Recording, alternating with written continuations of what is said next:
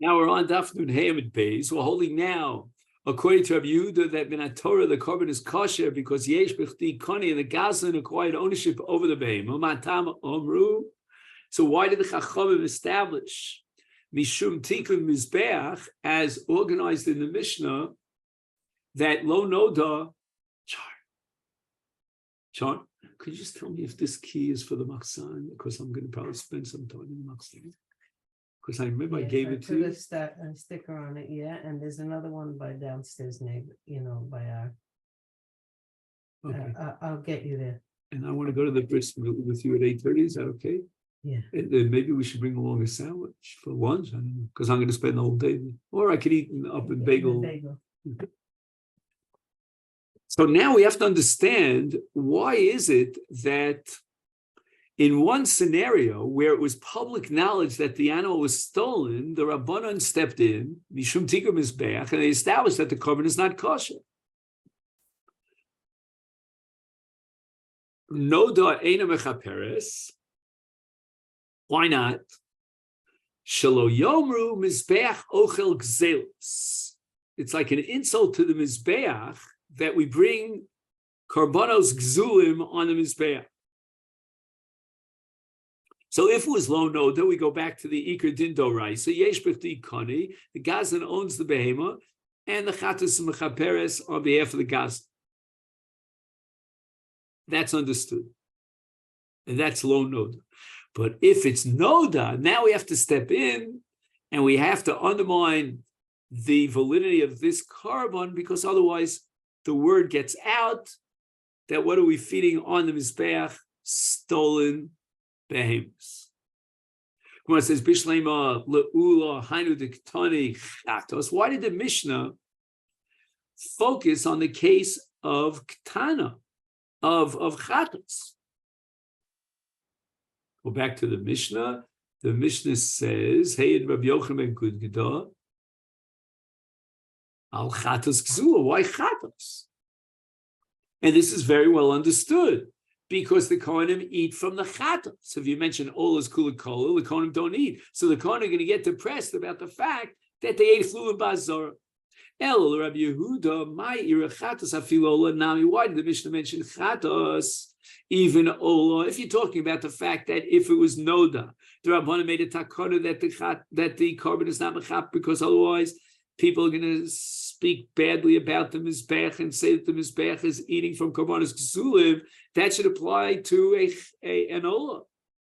Lo mi boy kama. Lo mi boy goes without saying the Ola de Kola. The Mizbeach is eating the entire korban. And therefore, let's passel the korban, because the word is going to get out that the Mizbeach is eating Gzelos. Elo afilu chatos nami. Now, what does the Mizbeach get out of chatos? The chaylev v'damu, this solik, all it gets is chaylev v'dam legabi Mizbeach. That's the only thing that's brought in the Mizbeach for either. And the balance of the animal of the korban is what kodem achlile.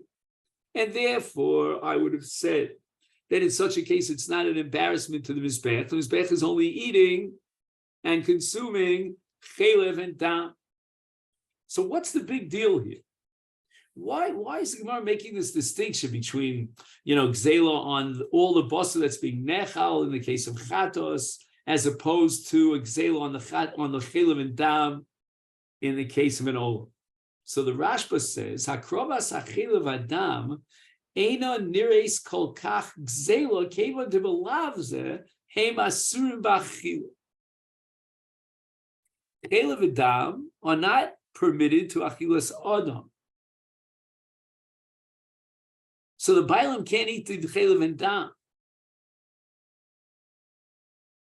Right? In the case of Ola, the whole korban is kolil. But in the case of a chatos, the Bailam could eat the basar, and the Mizbeach will eat the chaylev and dam, but the Bailam don't even have a shot at the chaylev and dam. It's also for the Bailam mitzad chaylev and dam.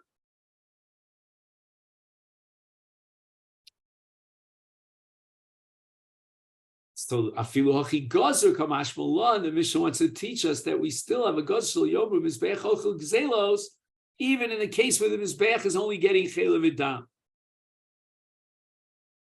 Just 1 second. I just want to try to digest this one.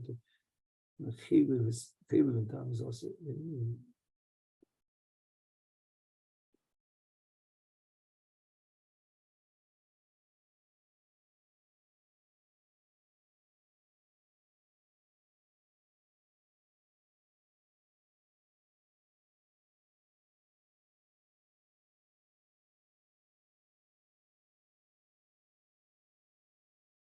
I guess he's saying the following: there's really no ksela on chela v'dam because it's also anyway. Even the Bailim, the Nigzal, can't eat the chela v'dam. The ksela really expresses itself in the achilas habasar, and that's the case of chatos. So that's the afilu hachi gozer.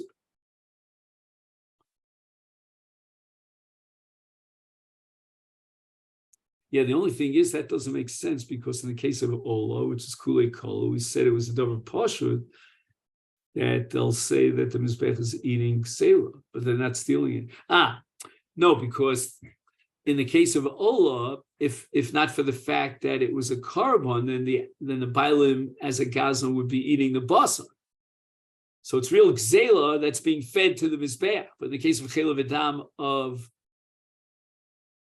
of a chata, so that's in the case of what of an ola, where the basar which was stolen is now being burnt on the mizbeach. But in the case of a chatos, where the basar is not being burnt on the mizbeach at all, chatos only the dam and the chelev is being burnt on the mizbeach. That's not subject to gzela because even the bailam, the original bailam, would not have any benefit from chelev v'dam.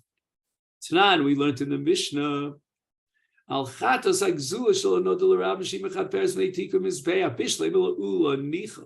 I understand, according to Ula, that the essence of the takana here is in the case of lo noda, that even though yesh bichti lo kanim, and therefore on a deraisa level, this carbon is not valid, or upon a made a takana to validate the carbon so that the carbon shouldn't be atzuvim, that fits, everything fits beautifully. El Rabbi Yehuda. Ibchami boile. The Mishnah should have said that chatos, if no dala, eino mechaperes, because on a deraisa level, yesh b'chti kani, and the gazon's carbon is kosher. The chiddush of Mishnah, the takana was b'shum tikum mizbeach, that if it was no there, we don't want the word to get out about the mizbeach, that the mizbeach is eating zelos.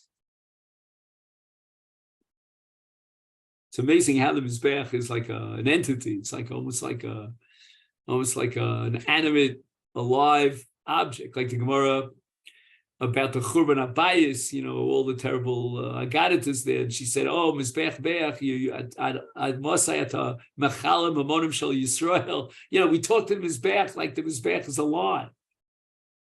Gemara says, "Hochinami Kama." We just have to, add a little comma here to the Mishnah, and we'll read the Mishnah the following.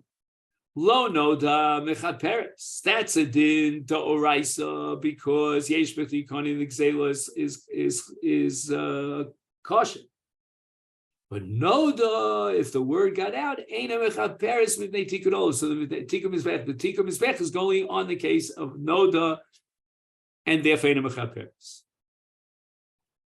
Now, Rav is going to try to prove that Yesh B'chti Kani against Ula, who says Yesh B'chti Lo Kani. Masiv Rava, and he quotes a Mishnah Baba Kamadaf Ayin Daladamid Beis. A man stole an animal, Vikdish, and he was Magdish the animal as a carbon. Again, these things always boggle my mind. Like we spoke about yesterday, a Kodesh Mefagel B'Mezid. Here's a man, he steals a behavior in order to be Magdish as a carbon. Like Tutmir Atayva, You have to steal an animal to be magdish. I guess the human being is very complicated. Reb Chaim Shmulevitz, the Rosh Yeshiva of Mir, has a whole shmooze about how complicated the human psyche is when it comes to the Yetzer Hara. Now, Gzela itself, let's say, I should say not Gzela, but Gneva. Gneva itself is Machayev Kefel. And if he goes ahead after stealing an animal and he shechts it or he sells it, then he adds another chiyuv, beis, or gimel, meaning up to daled or hey.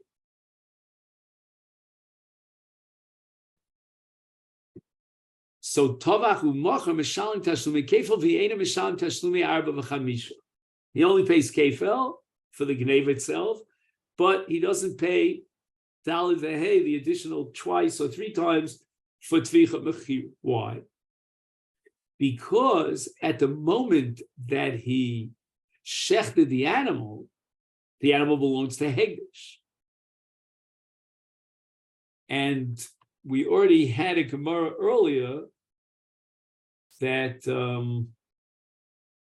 that it says l're'eu v'lo lehegdish.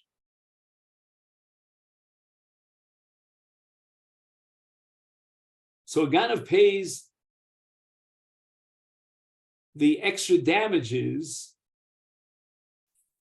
for a hedjot, but not for a hegdish. That's called re'eu v'lo hegdish.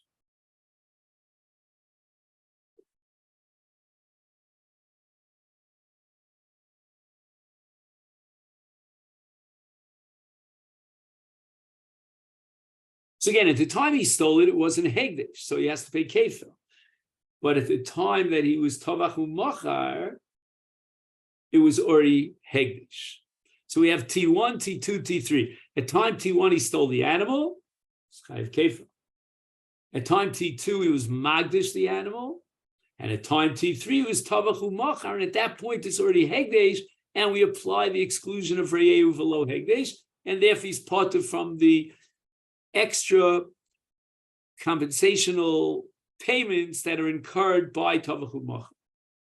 V'tari Allah, the Brisa says that bachutz ki hai gavna onush kares, that if he would shecht outside the Azara, he is chayiv kares for shkutei chutz.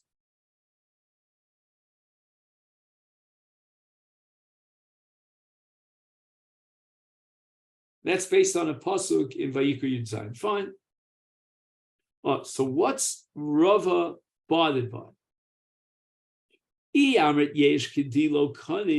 to you, Ula, the baby doesn't belong to the Gazlan.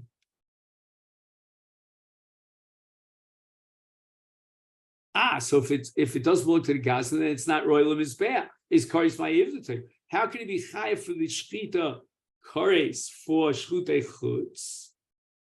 If he wasn't Zoche in the Behema, his Behema is not Ruyula Krova. And the Gemara in Masechta's Vachim Kufyud base establishes that when it's Royal Pesach Mizbeach, then if you Shechta B'chutz, you Chayiv Kares. But if it's Eina Ruyula Krova, it's not Ruyula Pesach Mizbeach, then he's not Chayiv for Shchutei Chutz.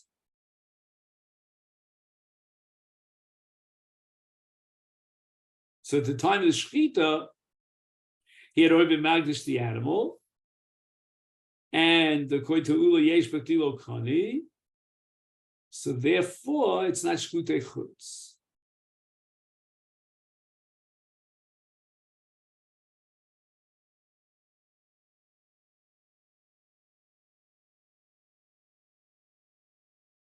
So more answers on Rav Shizbi, Kares Midivreyan.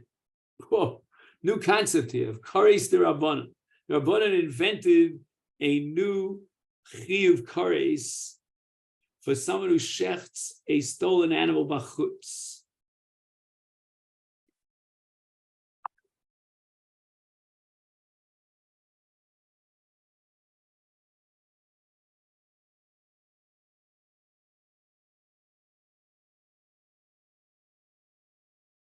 And this is all a reflection or an extension of the underlying principle of our Mishnah in the fourth Edus of Rabbi Yochanan, that the Rabbanan created a kapara in the case of Lo Noda.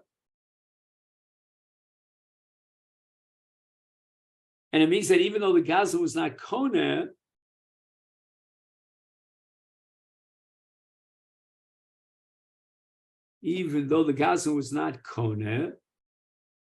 and therefore the carbon is not mechaper, but the Rabbanan are going to establish and validate the kapara.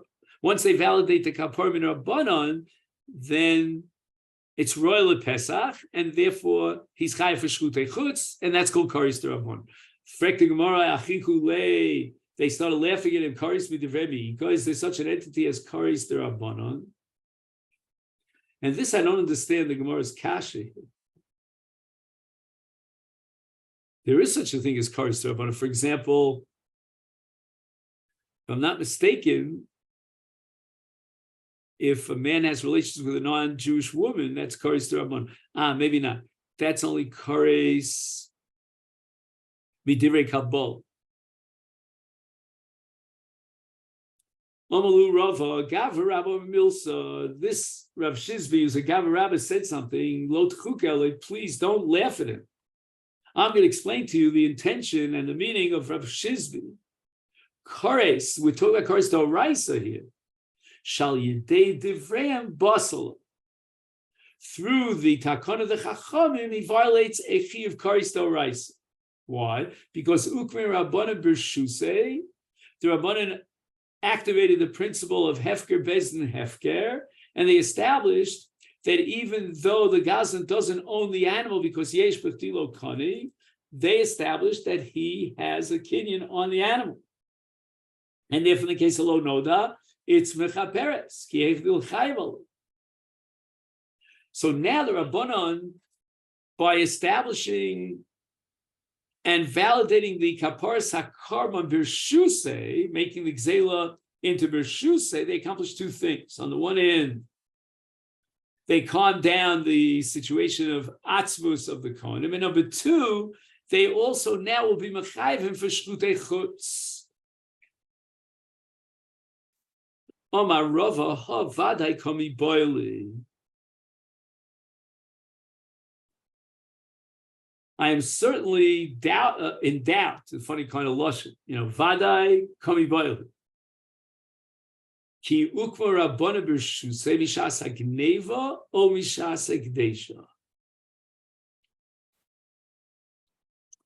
When the Rabbanan established that the hegdesh of the gazlan is chal,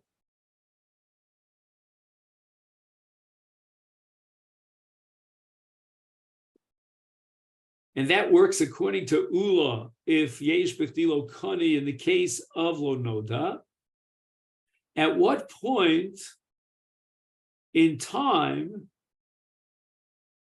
is the behema considered the possession, the property of the gazlan? Do we go to Mafreya all the way back to Shas HaGneva, or it's only at the moment that he was Magdish that they make it into Zlamainaf Gemina? What's the difference? It seems like a theoretical question. And the Gemara answers, L'gizosel uvladosel. So the wool and the vlados from the time of the Gzela until the time of the Hekdesh. If we go to Mafreya back to the time of the Gzela, then the Gaza was Zocha in Gizos Uvlodos. If, on the other hand, only Mishas HaKadosh did the Rabbanan establish that it's his, then he has to return the Gizos Vavlodos to their original Bail. Mai, Rava Mistabra, it's logical to assume Mishas HaKadesha only from the moment of Hegdesh, Shaloye Chote Niska, because we don't want to go to Mafreya from the time of the Gneva, because then this Chote is going to benefit by establishing a kinyan on the Gzelos, on the Vlados and the Gizos. And now we're up to the Mishnah here on Daf Nun Hey Amid Beis. Now we're in the historical period of Churban Bayis Sheni now. And this was the Kibush of Rome. The Romans took over Eretz Yisrael. And there was Gezeris of Shmad in Eretz Yehuda and Yerushalayim. And we have a Mesores that Yehuda killed Esav. And this is based on a pasuk in Bereshis, Perik Mem Tes, Yehuda te yoducha achecha yodcha bi'oref oivecha. Now, at that period of time, the Jews tried to protect themselves against the Goyim who were murderers. So what they did is they offered as a kind of a, what's the word I'm looking for?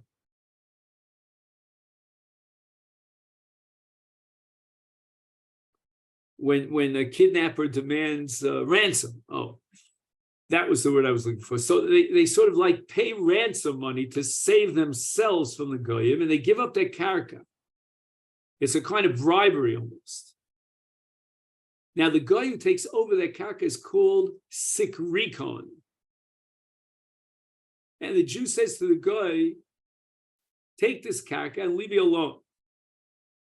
So that's the lashon of sikrikon. Now, when the Jew, to save his own life, gives over his karka to the sikrikon, is that a valid kinyan? So if now another Jew buys the karka from the sikrikon, that sale is valid. And we're going to see that it depends on different kufos, different historical periods of time. Lo haya sikrikon biYehuda be'aruge melchama. There were two periods of time that we're focusing on now. One is the wartime when Titus Yamach Shemo fought a battle against Yehuda and Yerushalayim, and the Goyim were killing Jews left, right, and center. And at that period in time, the Mishnah establishes that if you buy the field from the sikrikon, then it's as if you bought it from the Bailim themselves, and it's a valid kinyan. And we're going to see, because the pachad was so great that Agav the pachad, Gomer Machne, the Jew gave the guy a full-fledged kinyan, and now the second Jew comes along, he can buy the karka. However, miharuge ha-milcham velach, after the time of the actual milchama passed, in the next kufa, the goyim stopped killing Jews, randomly, and therefore the Jew was not considered anus. He wasn't considered coerced to pass over his land to the sikrikon, and therefore it still belongs to the Jew.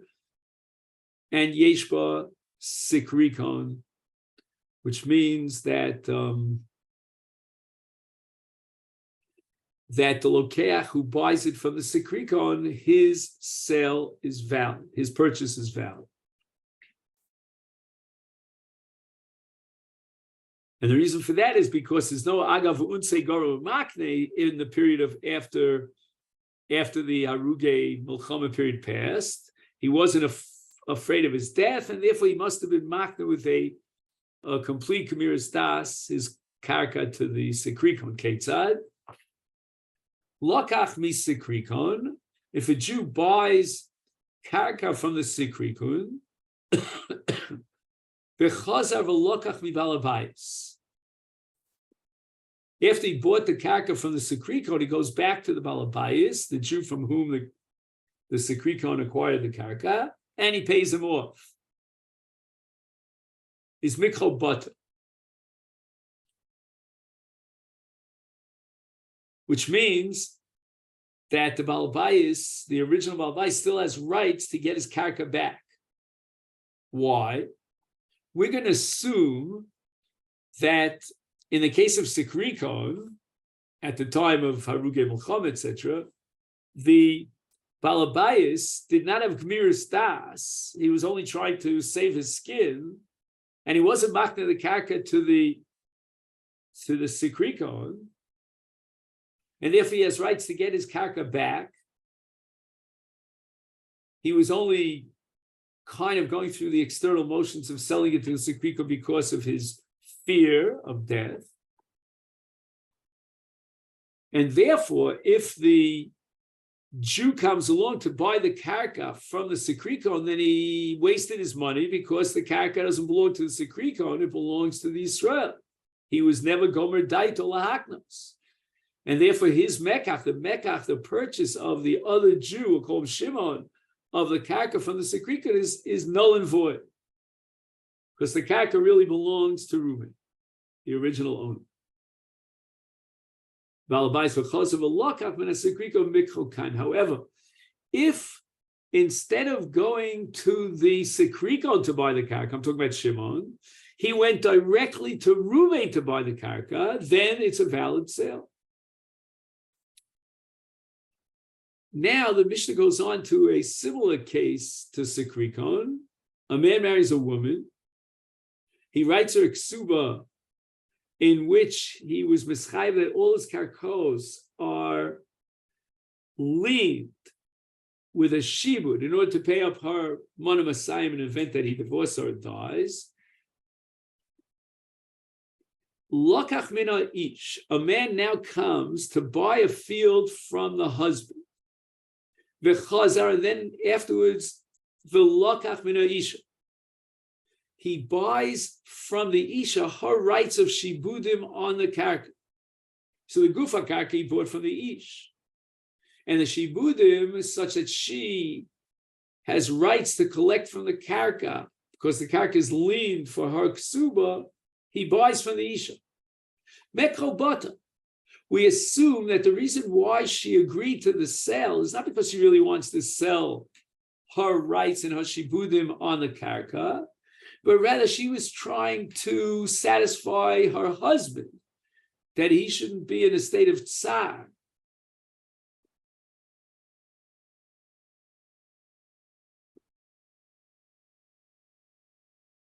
In other words, what? That if she maintains her shibud, just 1 second, let me just get the calculation here.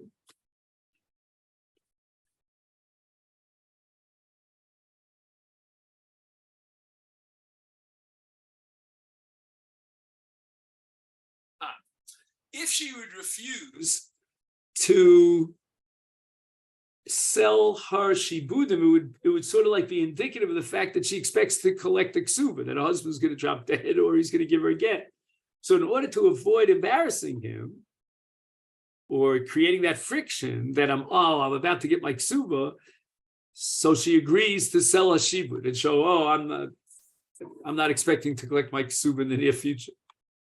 But mina isha, if he, instead of going to buy the karka from the Baal, he skipped that step and he went directly to the isha.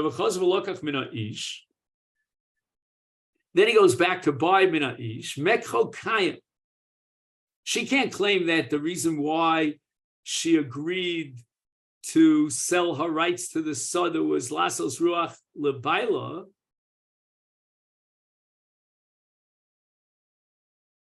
Because this buyer came to her first. He didn't come to see the Baal first.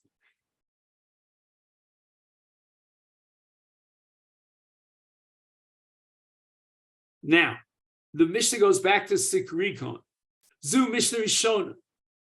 Beis Din Shalach Re'em, in a later period of time, when they realized that if we go with this halach of Sikrikon, that a person who buys from Sikrikon, the mekach is batel, no one's going to buy from a Sikrikon, and the Sikrikon now are going to have a karka in Eretz Yisrael, and they are over the Avodah Zarah. We don't want them to have a hold in the land of Israel, and therefore Omru, they now declare the Beis Din Shalach Re'em halokech misikron no sein lebaylam revia. Even if it's not wartime, he can purchase a valid purchase of the karka from Sikrikon and get the Sikrikon out of Eretz Yisrael. And then no sein lebaylam revia. He goes back to the original Reuven, the Bailim, and pays them 1/4 of the value of the karka. That's how Chacham Mishayer, that after the Sikrikon took the karka and he didn't pay a dime for it, then the karka goes down in value, but it's still worth 25% of its original value. Emosai, in other words, now the Mishnah is going to limit this takana. It only applies bisman she'ein biyadam likach, aval yesh biyadam likach hein kod milchol adam.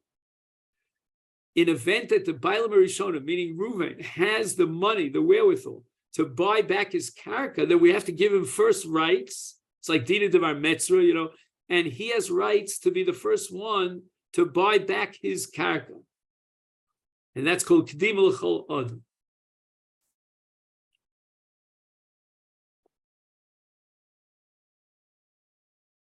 Now, if the Lokeach, meaning Shimon, had already paid money for the karka, and now Reuven decides he wants to redeem his karka from the Sikrikon, because he has the wherewithal to do it, then we have to return the money back to Shimon, the second buyer. Rebbe Hoshev Bezdin V'nimnu. Nimnu means that they were Omed Leminyan, and they decided on a vote. Shem Shasa Bifnei Sikrikon Shnemasar Chodesh Kol HaKodem Likach Zochen. I will know single Bible. That if the Sikrikon lasted for a full year on the karka, then no longer do we grant the original Bailim, meaning Ruvain, the din kedim, but rather Kol HaKodem Likach Zocha. But you have to, since the Sikrikon took the karka without paying for it, we have to compensate the Bailim with 1/4 of its value. Gemara says the following: Hashta haruge melchama lo hoya bas Sikrikon. Is haruge melchama ve'el yesh bas Sikrikon? If you tell me that even during the time when they were killing the Jewish people and there were haruge melchama, and yet we assume that the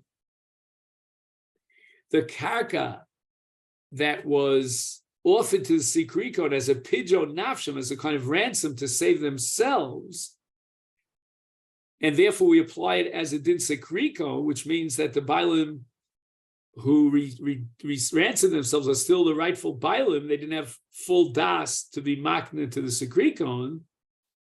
Is therefore haruge melchama ve'elach yesh ba Sikrikon? When after the period of time of the actual Milchama and the Goyim were still killing Jews, then now we're no longer going to apply the din of Sikrikon. We're going to assume that he had a Gemiras Das and he wasn't ransoming himself. That doesn't make any sense. Rabbi Yehuda says that Lo danu ba din Sikrikon kamar. When the Mishnah says that Lo Sikrikon Yehuda, means that they didn't activate the din of Sikrikon during the Tkufa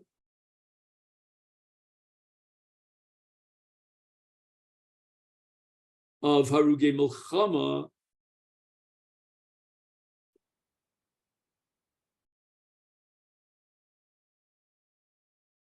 And therefore, if somebody buys from the Sikrikon, the Mekach is batel. The din of a lokech mi Sikrikon is like the din of a lokech mi Bailim shemekokayim. It's as if they bought it from the Bailim. And the Gemara has to explain this. What do you mean? After the end of the Tkufa of Haruge Milchama, then only then is lokech mi Sikrikon is batel, and during the actual Haruge Milchama period not? What's going on over here? The Omer of Asi Sholosh Gzeros goes. There were 3 historical periods, and we start with Titus Harasha of Rome, and he made a gzera on the against Yehuda. First of all, gzera kamaisa kol delo katul ketlu, any guy, any Romai who has rachmanos on a Jew and he doesn't kill him immediately on the spot will be killed.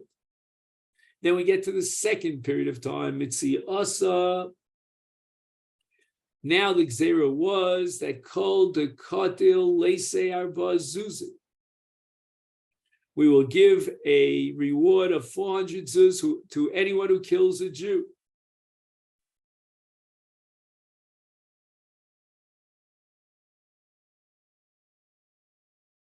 And Basrais in the third Kufa, they made a gzera called a katilik tulu. We're finished with killing the Jews. Anyone who kills a Jew will be killed. Hilchot, therefore, kamaisu mitziyasa, during the first and second periods, kevan de katle, since the Romayim were killing Jews during the first and second periods, agav unsa, gamar umakni. It's just the exact opposite of what we've been saying until now. We said that he only paid it as ransom to save his skin. Now he's saying that since he needed this ransom to save his skin, he had a full-fledged Gemiras Das to be mocked into the Sikrikon,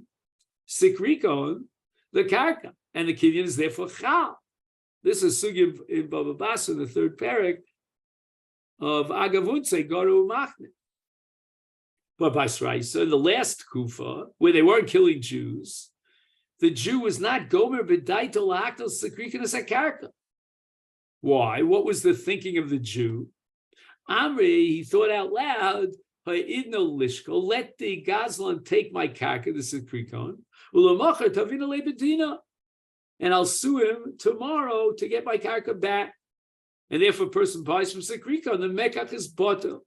It never left the rishus of the Bible. Amar Rabbi Yochanan, I'll be finished in a minute. My dichsiv, what does the pasuk mean in Mishlei? Ashrei adam mefache tamid. He's always afraid that maybe his actions will cause some sort of a kilkul. But makshal libo yipol ra. If he's hard-hearted and he's machzikas libo, he's not afraid of what the long-range repercussions of his actions might bring in the future. Is ra. And this pasuk is a reference to Kamsa bar Kamsa. So now we have three different major stories about how the Churban Abayis came about. Number one is Kamsa bar Kamsa Charav Yishalayim, the destruction of Yishalayim because of the story of Kamsa bar Kamsa, which we'll learn. And number two, Tarnagol Tarnagolasa Charav Tur Malka. Tur Malka was a major city called the Hara Melech. And there's going to be a story here about a Tarnagol and a Tarnagolas, and Ashaka the Rispak, which is the wall of a chariot, Charuv Beisar. Beitar was destroyed because of a Maisa that happened with the Dauphin of the Merkavas Noshi. Kamsa bar Kamsa Charuv Yishalayim.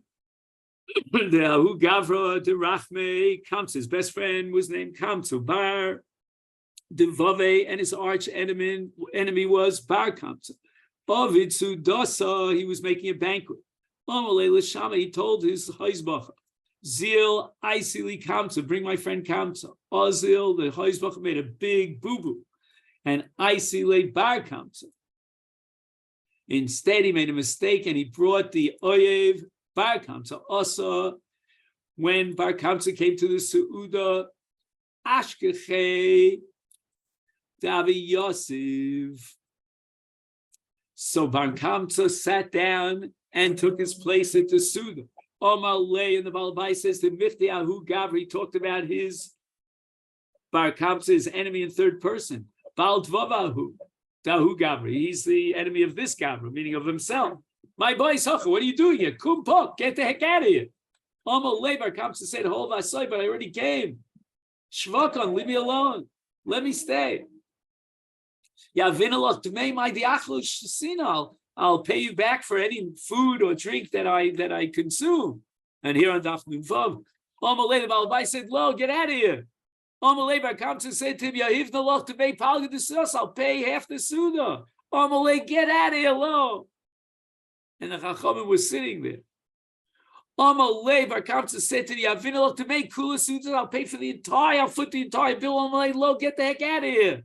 Not that he grabs him. Biyode, V'okman, he throws him out. V'afke. Omar Sabar Kamsa said in his heart, Hov Aviyasvi, Rabbanu were there to Suda. V'lo Mochibe, they didn't say a word. When I was humiliated publicly, Shmamino Kadnichale, it's okay with them. They can tolerate my bizyonis. Ezel V'echel B'hu Kurza Kim Be Malka. I'm going to be Malshin to the Beis HaMelech. And as a result, the Churban takes place. Now, exactly the whole story of how he was Malshin, that B'li Neder will pick up tomorrow. So let's stop here, and I'll wish you a great day. It's amazing that during the 3 weeks this year, we have all the sugyas and Perek HaNizakin about the Churban Abayis.